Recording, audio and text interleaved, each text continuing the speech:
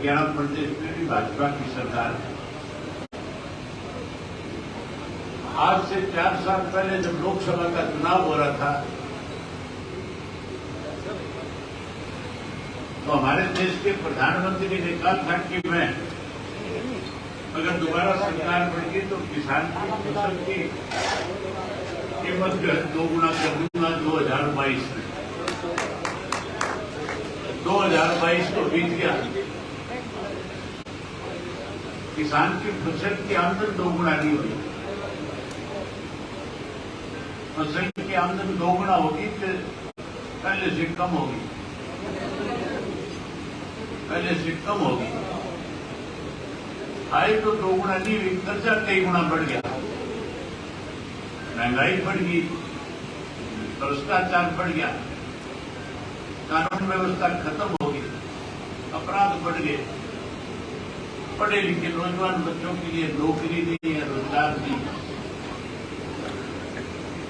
आज तो जो नए चुने हुए सरपंच हैं वो भी सरकार से दुखी है, परेशान है।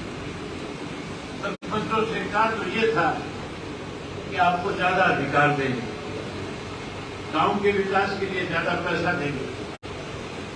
अधिकार देने की बजाय सरकार ने अधिकार छीन लिए, कम कर दिए। और सरपंच जब अधिकार मांगने के लिए चंडीगढ़ गए तो उनकी बात सुनने की बजाय उनके ऊपर लाठीचार्ज किया और उनके खिलाफ मुकदमे दर्ज कर दिए। इसके सरपंच भी सरकार के खिलाफ कामयाब होकर के लड़ाई लड़ रहे हैं। किसान दुखी है, व्यापारी दुखी है, कर्मचारी दुखी है, मजदूर दुखी है। हर कोई परिवर्तन करना चाहता है, बदलना चाहता है सिस्टम। आज से 3.5 साल पहले जब चुनाव हो रहा था हरियाणा में विधानसभा का, भारतीय जनता पार्टी ने नारा लगाया था 75 पार का, लेकिन हरियाणा प्रदेश के लोगों ने भारतीय जनता पार्टी को सत्ता से पार कर दिया, 40 सीट पे रोक दिया और 10 ऐसे जीत करके आई जिन्होंने चौधरी देवीलाल का फोटो लगा दिया और नारा ये दे दिया कि 75 पार वालों को यमुना पार करेंगे। हमारे बीच में जो वोट मांगे आते थे तो कहते थे 51 रुपये बुजुर्गों की पेंशन कर देंगे, पढ़े लिखे नौजवान बच्चों को 75% को आरक्षण दे देंगे, नौकरी दे देंगे और बेरोजगारी भत्ता भी 11,000 देने की बात करते थे। ये भी कहते थे फसल बेचने जाओगे 200 रुपये बोनस की मिलेंगे, बड़े बड़े वायदे करते थे। अन्य भाजपा वालों को ये कहते थे ये तो कातिलों की सरकार है। बात करते थे जाट आंदोलन कि किस तरह से जाट आंदोलन के दौरान जो है इन भाजपा के लोगों ने हमारे बेकसूर बच्चों को वोट के घाट उतार दिया। लोगों ने ये मान लिया था कि ये जो कह रहे हैं इसको पूरा कर देंगे, इसलिए 10 सीट जिता दी। 10 सीट जीतने के बाद उन 75 पार वालों को यमुना पार कराने की बजाय दोबारा हमारे ऊपर ठोक दिया, उनको जाकर के समर्थन दे दिया, उनकी सरकार बन गई और उस सरकार में अपना हिस्सा डाल के लोगों के साथ तो धोखा कर लिया और खुद मानव माल हो गए, सारा दिन कमाई में लग गए। प्रदेश को कैसे लूटा जाए इसके लिए सत्ता में शामिल होकर के दोनों हाथों से प्रदेश को लूटने में लगे। कोई यमुना पार करानी आजकल लुटेरे बन रहे हैं कि नहीं बन रहे हैं? जब तो अच्छे लगे करते थे तुमने, जब न्यारे भाजे थे, जब वो पार्टी छोड़ के भागे थे तब तो तुम्हें यूं लगा करता ये मेरा नहीं क्या करेंगे, देवीलाल जिसा लंबा चौड़ा है, हरी बोल करा देगा, कराती कि नहीं कराती था हरी बोल। केवल अपने स्वार्थ के लिए उन्होंने भारतीय जनता पार्टी को फिर से सत्ता में लाया। अब लोग दुखी है, परेशान है। आज मैं आपके बीच में,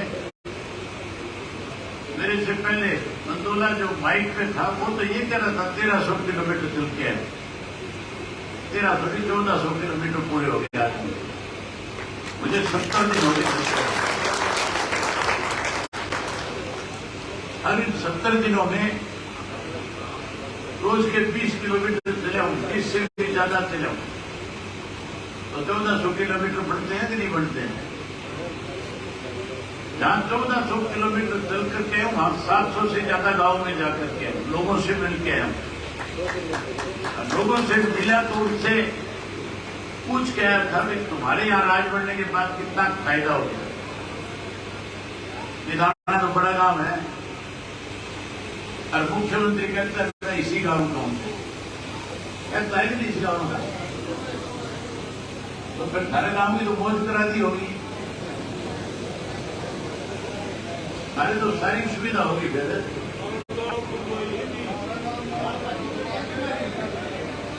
अब की बार जब विधानसभा में जाऊंगा तो वो मुख्यमंत्री ने ये बात कहूंगा कि निदाना गांव में गया था और मैं गांव के लोगों से पूछ के हूं क्या क्या तकलीफ है। पीने का पानी आवे के गांव में, पीने का पानी भी, गलियां सारी पानी पड़ी है, स्कूल में मास्टर पूरे है, स्कूल में मास्टर नहीं है, डिस्पेंसरी में डॉक्टर है किधर है, डॉक्टर भी नहीं है, ना बच्चों के खेल का मैदान है, ना सड़क है, कोई सुविधा नहीं है। तो मुख्यमंत्री से तो मुझे पूछना पड़ेगा हर हालत में कि तेरे अपने गांव की हालत की है तो फिर बाकी प्रदेश का हाल क्या होगा, प्रदेश को तेरे बर्बाद कर दूंगा। और वही मुख्यमंत्री से इस बात की हाँ भरवाऊंगा कि आज ही घोषणा कर निदाना गांव में 5 करोड़ जब मैंने खर्च करवाऊंगा।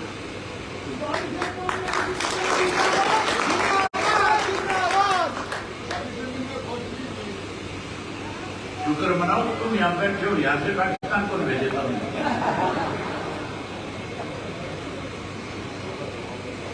जो हालत तुम्हारे गांव की है वो मैं जितने भी गांव में जाकर के आऊं उनमें इससे भी ज्यादा बुरी हालत थी। लोग परेशान हैं, लोग बदलना चाहते हैं। लोगों ने मन बना लिया कि हम इनको जल्दी से जल्दी सत्ता से मार करें। तुम भी सत्ता से मार करना चाहते हो कि नहीं करना चाहते? परिवर्तन करना चाहते हो? हाथ खड़े करके बताओ। परिवर्तन करना चाहते हो?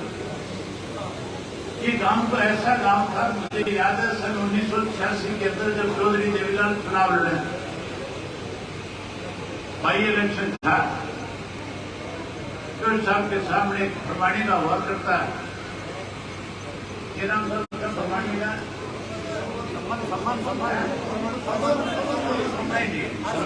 चुनाव लड़ा था, शुरूपुरा वो कांग्रेस की टिकट पर चुनाव लड़ा था। चौधरी साहब 24 के उम्मीदवार।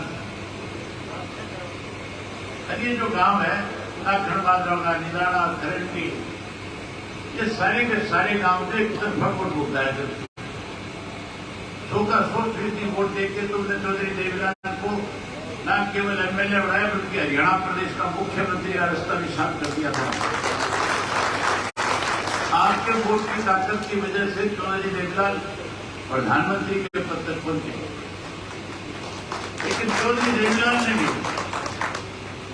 जब मुख्यमंत्री बने, मुख्यमंत्री बनने के बाद कोई और कसर नहीं छोड़े यहां तुम्हारे काम करने की। जो भी मांग गांव के लोग कर लेते थे, चंडीगढ़ पहुंचने से पहले पूरी हो जाया करती थी। उस वक्त के अंदर नौकरी मिली कि नहीं मिली गांव को? खूब छिपा नौकरी मिली। गांव का अनपढ़ भी अगर ले जाके चौधरी देवीलाल आगे खड़ा कर दिया करते, मेरा गरीब घर का इसने नौकरी लगा दी, उसको भी नौकरी लगा दिया। 18 साल हो गए, 10 साल तो हुड्डा का राज रह लिया, 8.5 साल हो गए बीजेपी का राज बने, 3.5 साल बीजेपी जेजेपी का हो गया। अब कितने नौकरी मिल गए सारे गांव के? अब कोई नौकरी नहीं है। ये थारे समझने की बात है। आज की तारीख के अंदर थारे से वोट तो कोई भी ले ले, सारा मारा क्या कि वोट तो लेंगे, लेकिन वोट लेने के बाद, एमएलए बनने के बाद, सत्ता में आने के बाद तुम्हें भूल गए। फिर तो केवल कैसे उनके अपने घर भरे जाओ इस काम में लगे। और जब भी आपने हमें ताकत दी, हमने हमेशा आपके बीच में रह करके आपके भले के काम कर अच्छी योजनाएं बनाई है, स्कूल अपग्रेड करे, अस्पताल बनाए, सड़कें बना करके दी, पीने के पानी का प्रबंध करके दिया। आज वो सारी सुविधाएं खत्म हो गई। चौधरी देवीलाल पर भरोसा करते थे, आज इंडियन नेशनल लोकदल पार्टी पे भरोसा करते हो कि नहीं करते हो? करते हो भरोसा। अगर हमारे पे भरोसा करोगे तो ये जो पेंशन आज काट रहे तुम्हारी, तो परिवार पहचान पत्र बना करके पेंशन काटनी शुरू कर दी, पीले कार्ड काटने शुरू कर दिए गरीब के 1100 रुपए इस बात के लेने लगे सरकार की, जिसका बैंक में खाता है वो अपने आधार कार्ड को पैन कार्ड के साथ लिंक कराओ, देते नहीं लेते 1100 वो भी लेने लगे सारे। तुम राज बनाओ, सबसे पहले जितने कार्ड बना रखे सरकार ने ये सारे कार्ड खत्म कर देंगे, केवल एक ही कार्ड खोलेंगे, राशन कार्ड, सारी सुविधा जहां ये कार्ड खत्म करेंगे। चौधरी देवीलाल ने 100 रुपये बुढ़ापा पेंशन दी थी। अभी वो भाई जो दावा था, गाते गाते उसने अपनी कविता के अंदर भी ये बात कही कि चौधरी देवीलाल ने बूढ़ों की बोझ करा दिया। वो 100 रुपये वाली पेंशन आगे बढ़नी चाहिए थी, बढ़ने की बजाय काटनी शुरू कर दी। आप फिर राज बनाओ एक बार, 100 रुपये वाली पेंशन 7500 रुपये करके देगी। वहीं पहले चौधरी देवीलाल के टाइम में नौकरी मिली थी कि नहीं मिली थी नौकरी? राज बनाओ पहले तो फिर भी कोई ना कोई रह गया हो, अब की बार हर घर से एक पढ़े लिखे को नौकरी रोजगार देंगे, एक को नौकरी लगाएंगे। वही कोई रह गया नौजवान, उसको मायूस नहीं होने देंगे, उसको भी फिर 21,000 रुपया बेरोजगारी भत्ता दे करके उसका मान सम्मान बढ़ाने का काम करेंगे। वहीं उसके साथ साथ ये माताएं बहनें बैठी है, दुखी है, परेशान है, पीने का पानी भी नहीं है। मोदी क्या था, इनने कहता तुम्हें तो इसका सिलेंडर मुफ्त में दूंगा, था ना मोदी गैस का सिलेंडर दूंगा। आजकल गैस का सिलेंडर मुफ्त में आवेगी, मुफ्त में आता है, पैसे लगते हैं, पैसे लगा आजकल। तो 400 का सिलेंडर था 1150 1200 को हो गया, सिलेंडर महंगा कर दिया। परिवर्तन लाने में सबसे बड़ी भूमिका माताएं बहनें निभा सकती हैं।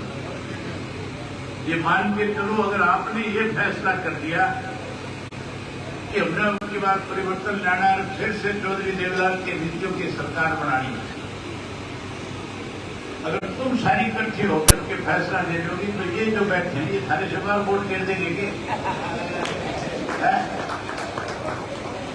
हरी मर्जी चलेगी कि नहीं चलेगी वोट में? फिर तो जहां तुम कहोगे भाई को वोट गिरना पड़ेगा, लक्ष्मण साहब वोट नहीं गिरेगा, वो भिक्षान में रोटी किसके बाप की खाओगा? इसलिए आप बड़ा परिवर्तन कर सकते हैं। आप परिवर्तन करो, फिर से पार्टी को सत्ता में जाओ। हमारी सरकार बनने के बाद हर घर के अंदर एक गैस का सिलेंडर हर महीने मुफ्त में मिलेगा। जहां गैस का सिलेंडर मुफ्त देंगे, वहीं 1100 रुपये हर महिला के खाते में आपकी रसोई बड़ी अंदर इसके लिए डाल देंगे। ये परिवर्तन जो मुश्किल काम नहीं है, ये परिवर्तन तुम घर बैठे बैठे इसको जा सकते हैं। सबके पास टेलीफोन है, आज तो बच्चे जो स्कूल कॉलेज में पढ़ते हैं उनके पास फोन है, इन माताओं बहनों के पास भी फोन है, आज तो बुजुर्गों के पास भी टेलीफोन है।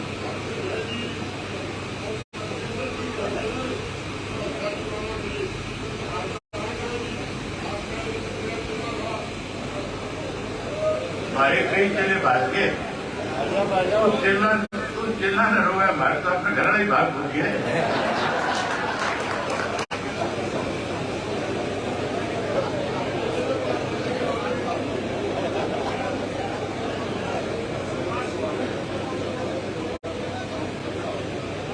परिवर्तन है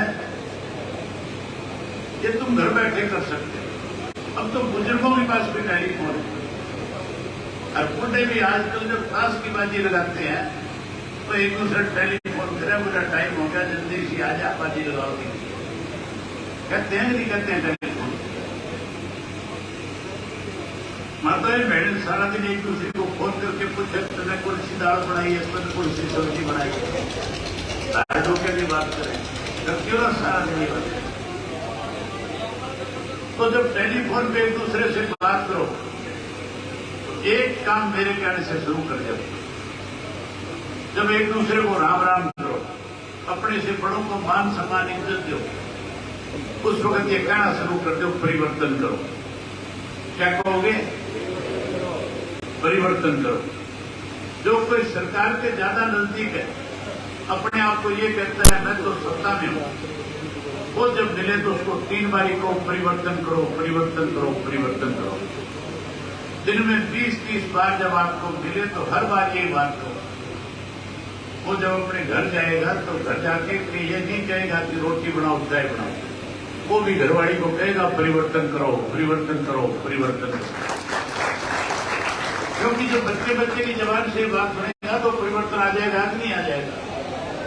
परिवर्तन करने के बाद, सरकार बनने के बाद फिर सरकार आपके द्वारा कार्यक्रम लगाएगी। जिन सरपंचों को इस सरकार ने अपमानित किया है, जैसे पहले चौटाला साहब ने सरपंचों को अथाह पैसा दिया था गांव के विकास के लिए, वैसे करोड़ों रुपए गांव के अंदर विकास के लिए सरपंचों के खाते में जमा कराएंगे। पंचायत बैठ के फैसला लेगी कि पैसा कहां खर्च करना है, गांव का विकास कराएंगे। वही अच्छे स्कूल बनाएंगे, स्कूलों में जो मास्टरों की कमी है उसको पूरा करेंगे और ऐसे अच्छे स्कूल बनाएंगे कि शहर के बच्चे गांव के स्कूलों में पढ़ने आए। गांव के जो हॉस्पिटल है, डिस्पेंसरी है, सीएचसी है, पीएचसी है, उनमें डॉक्टरों की जो कमी है उसको पूरा करेंगे ताकि कोई भी आदमी गांव का इलाज के लिए शहर की तरफ न जाए, उसका इलाज गांव में और मुफ्त में उसका इलाज हो, इसका प्रबंध करेंगे। गांव के अंदर खेल के मैदान बना करके बच्चों को देंगे जिससे बच्चे अपने गांव का नाम रोशन कर सकें। सड़कें बनाएंगे और सड़कों के साथ साथ इस पानी के लिए आज तुम्हारे सामने दिक्कत है, नहर के पानी के साथ वाटर वर्क्स बना करके देंगे, हर घर में टूटी लगाएंगे ताकि पानी की परेशानी महिलाओं को आएगी। उसके साथ साथ चौधरी देवीलाल का नारा था बिजली पानी का प्रबंध हो, भ्रष्टाचार बंद हो। ये नारा था कि नहीं था? चौधरी देवीलाल के राज में बिजली की कमी थी क्या? कोई 24 घंटे बिजली मिलती थी, कोई कमी नहीं थी। हम फिर दोबारा बिजली का प्रबंध करेंगे, 24 घंटे आपको बिजली देंगे। इस सरकार ने तो बिजली देने की बजाय मीटर बार लगा दिए तुमको, और जो मीटर बार लगा दिए वो मीटर बिजली से नहीं चलते, वो मीटर तो घाम से चला है, धूप से चला है। जैसे जैसे घाम बढ़े वैसे वैसे मीटर तेज बढ़ा सकते हो। 500 की बिल आया करते थे, 1500 2,000 की बिल आने लगे। तुम राज बनाओ, ये मीटर पाट के जोड़ में फेंक दूंगा, घरों में मीटर बढ़ा।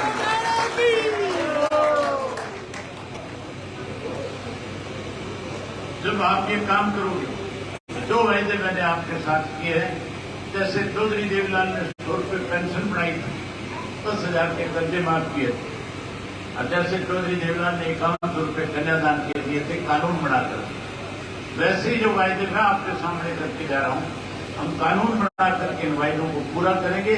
हर सुख सुविधा आपको देंगे।